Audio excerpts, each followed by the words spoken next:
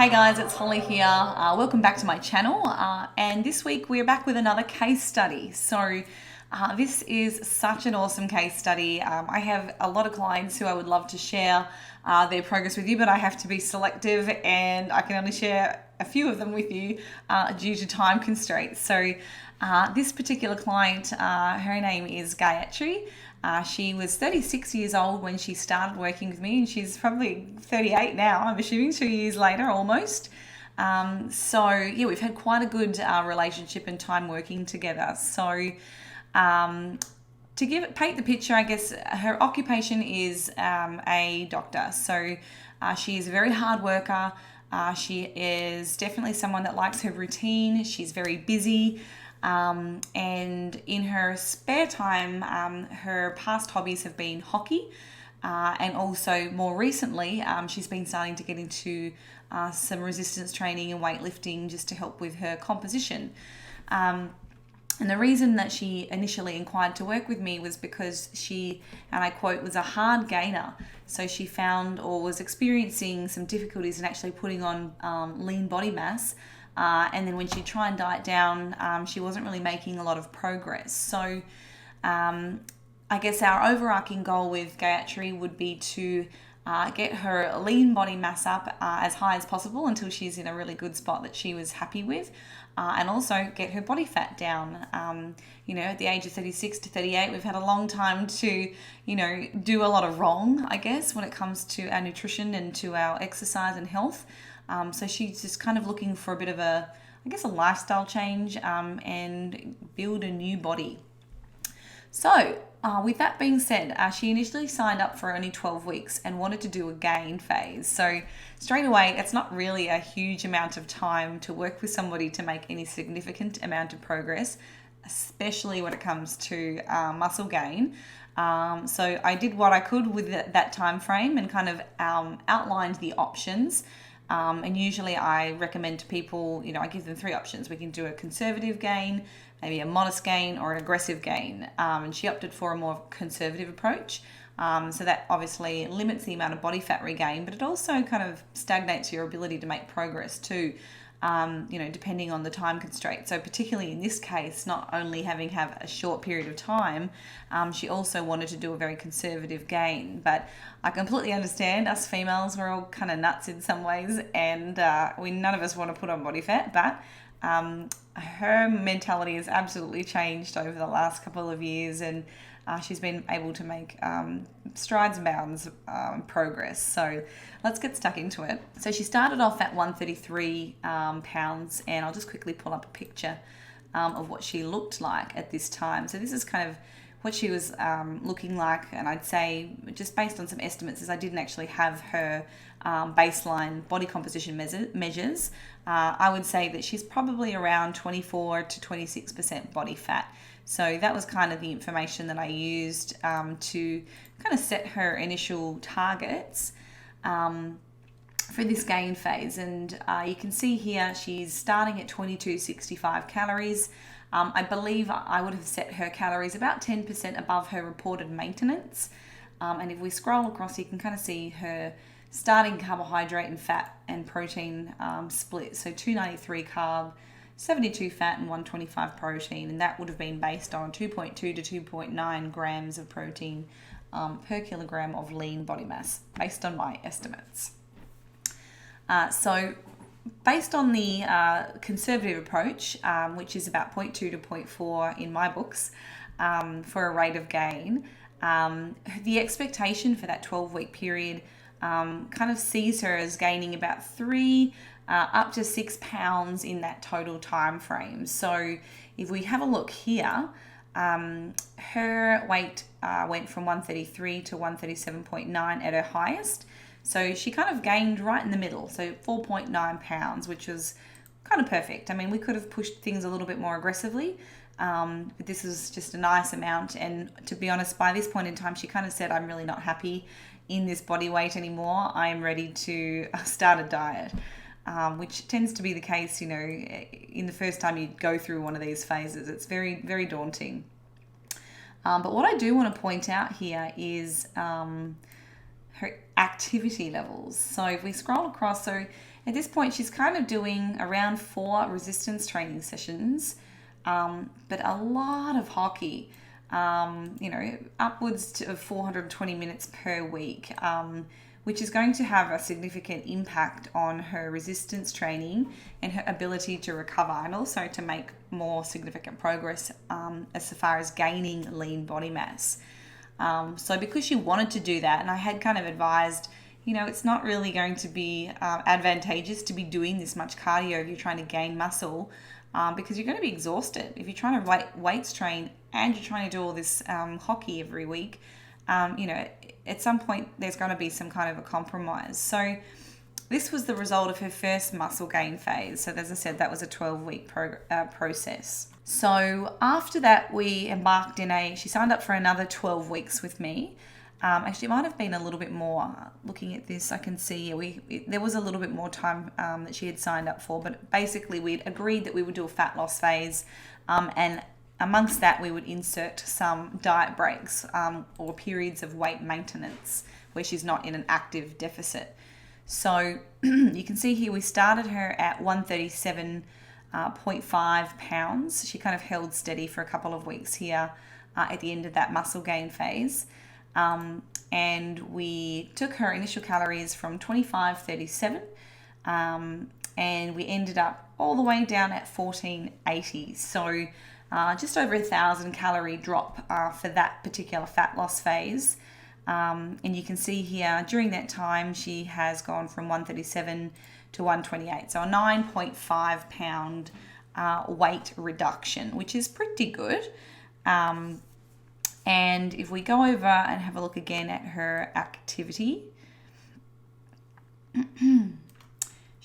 by about the halfway mark, I kind of had convinced her that she was needing to do a little bit more resistance training to help preserve her lean body mass, and try, if she can, to start reducing the amount of hockey that she was doing, just so that it wasn't jeopardizing the amount of lean tissue that she has. In fact, we'd kind of talked about that at the beginning, and by the halfway mark, she was on board with that, and we were slowly starting to reduce her the amount of hockey, and then replace that with resistance training so that her overall activity levels were held steady. So most of this fat loss phase, insofar as creating the deficit, came from her nutrition alone. So we didn't make too many huge advancements in her activity to create a greater deficit, and that was primarily because of what she does for her job. So she obviously uses her brain. She's a doctor, and needs to kind of have a certain amount of food and coming in and energy available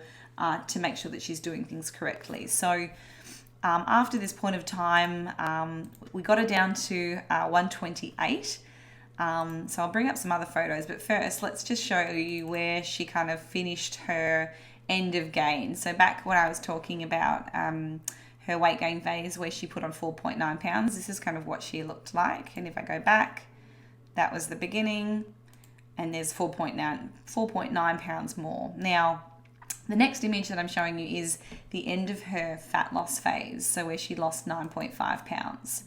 So this is her at 128 pounds, and we took her all the way down to 1,480 calories. So we needed 1,000 calories there to work with to achieve that 9.5 pound weight loss, essentially. So from here, this is where it starts to get interesting. We had a chat about her first muscle gain phase, and I kind of outlined the fact that 12 weeks just isn't enough to make a significant amount of progress. So I encouraged her to basically double that amount of time. I suggested, look, let's do a 30-week conservative gain and just see how you go. And the other caveat that I had kind of said, if we're going to do this, is that you really need to decide what's more important to you. Is continuing to do hockey your main priority, or because at the moment that's coming at the expense of you being able to build lean muscle. If you're already somebody that is genetically not made to have a heap of muscle mass, well then this is even more of a priority, or should be even more of a priority for you if you want to be able to build. So that's exactly what we did, and she took on board that advice. So You can see now we're starting to incorporate 5 days of resistance training per week, and we had to kind of start her cardio off kind of at a baseline, I suppose. We picked an arbitrary number, and then over the course of that reverse diet, you can see it's gone from 120 minutes basically down to nothing, or 0 planned lists, and she's got a couple of sporadic high intensity reports here, and that would just be her once off random fill-in hockey match that she would do, or sometimes she would also have tournaments. You can see here there's one weekend where she had a lot of hockey on, so it was certainly the advice that I'd provided. She'd taken that on board and really prioritized her muscle gain during this time. So if we look at her weight, she went from 127 up to 135.4, so a 7.4 pound weight increase. And if we look at her calories, she starts at 1520, and we finished at 2748. So a 1228 calorie increase, which is just awesome. And if we work out what her target rate of gain was, so she again selected more of a conservative approach, so 0.2% per week, or plus or minus a little bit, give or take. So over that 30-week period, the goal was to put on just over 7 pounds of lean body mass, or 7.6 pounds specifically. So she did a really good job. She's literally nailed that weight gain each week. What is really, really cool about this is she has now finished off this gain phase, but she's lighter than she was at the first gain phase. But she's also consuming over 200 calories more than what she did here at this last gain phase. So she got up to previously 25, and now she's gotten up to 27.48, but her body composition is so much better.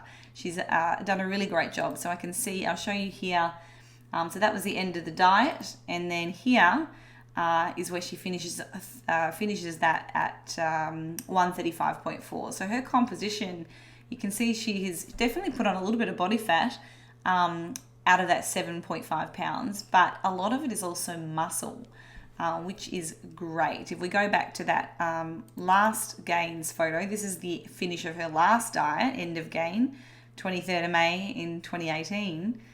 Now if we go to this new one, which is almost a year later, she looks significantly better, okay? So where to from here?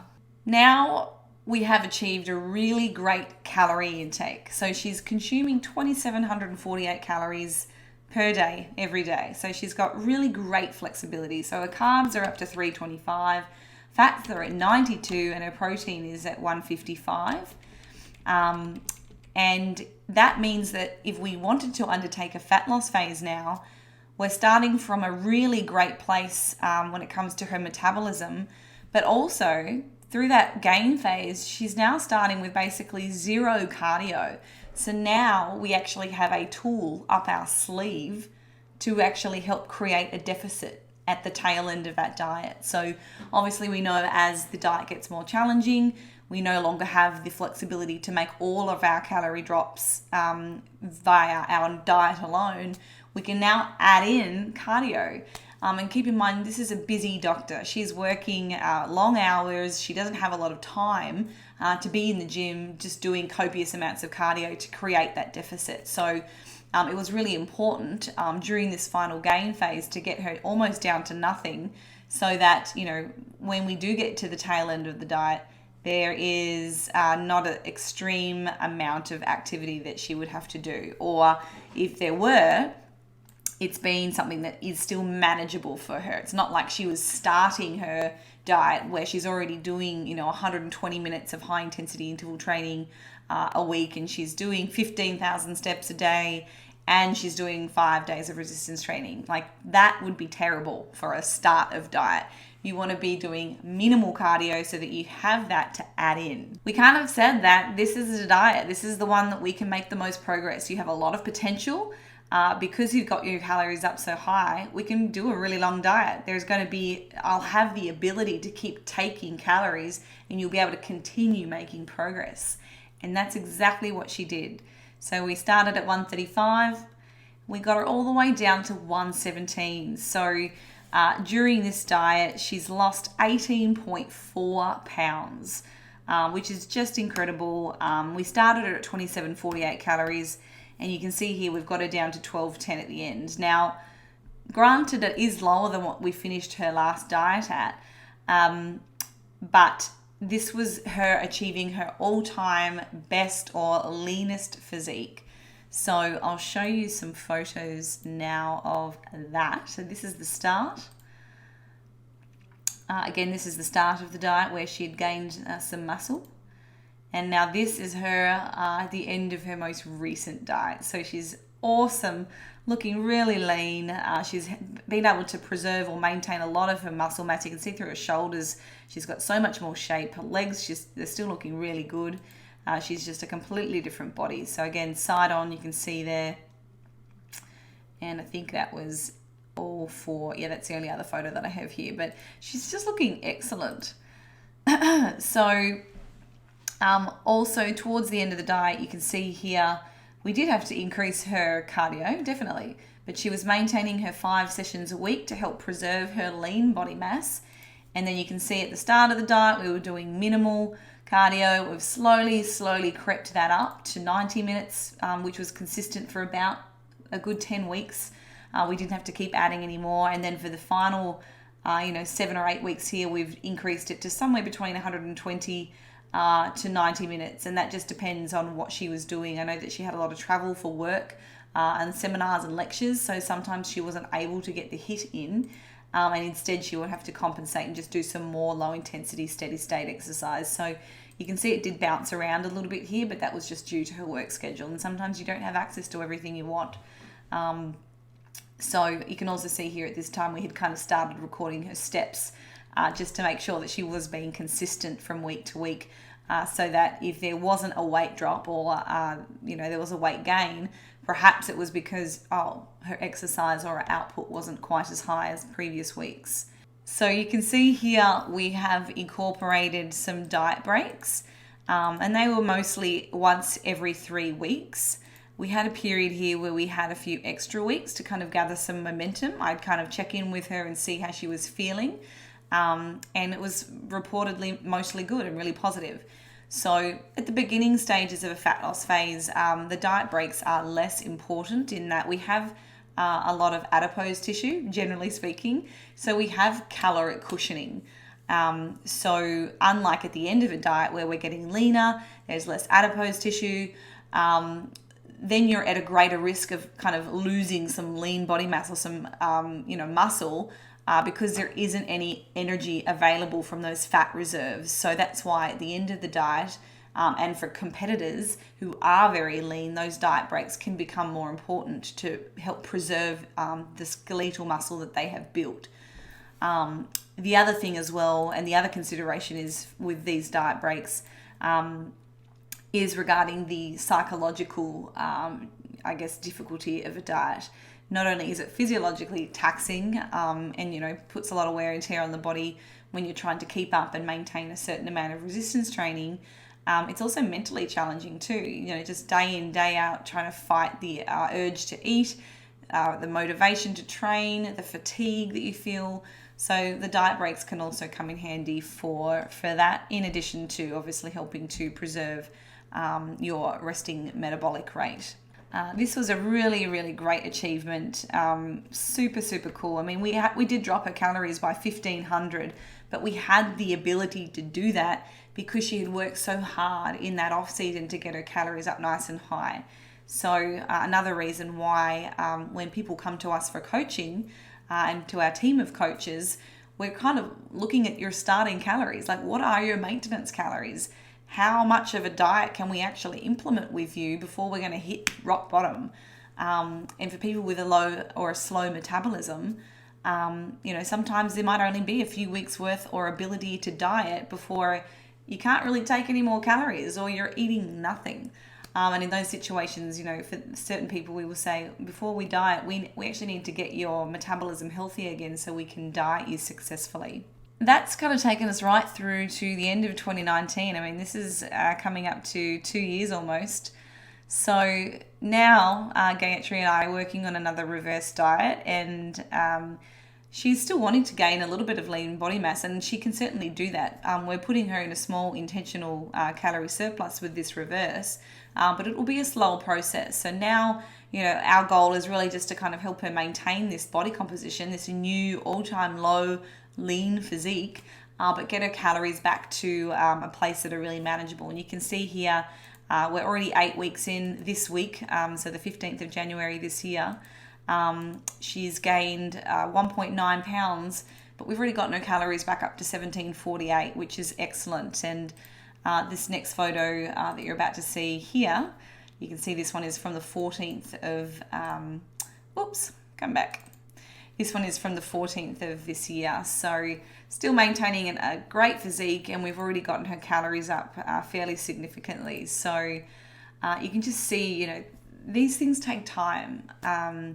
And a lot of people try to rush this process, and they allow events and activities and, things that aren't really that important in the long run to intervene and to get in the way of their bigger goals. So I can't tell you the number of people who I've seen, go through, they say they want to start a muscle gain phase and they last 5 weeks, and then they want to diet, and then they try and diet, and then they're already at the calorie floor and eating 1,000 calories, and they're like, oh, well, I can't do that. I suppose I'll try this gain thing again.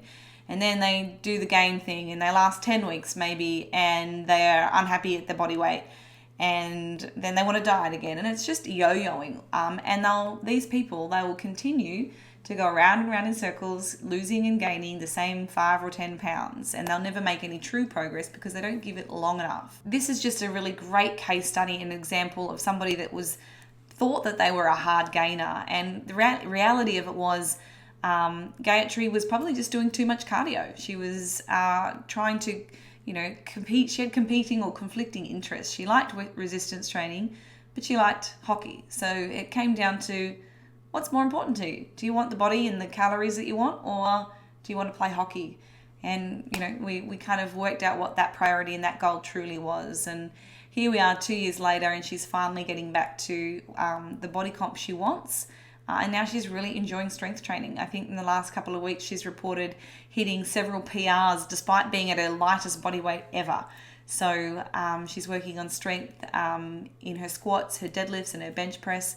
And they're all, still improving, which is great, especially now that we're back reverse dieting. So, big shout out to Gayatri. She's an awesome client, so consistent, like just a badass, really listens to the feedback that I've given her, and the results have just shone through. So her 2-year kind of history is actually not too dissimilar to mine, as so far as, putting in that time to make progress and then go hard in the diet, get it done, achieve a new all-time low, then go for the muscle gain phase, put in the work, get that done, build the muscle, and then diet again and achieve an all-time new low.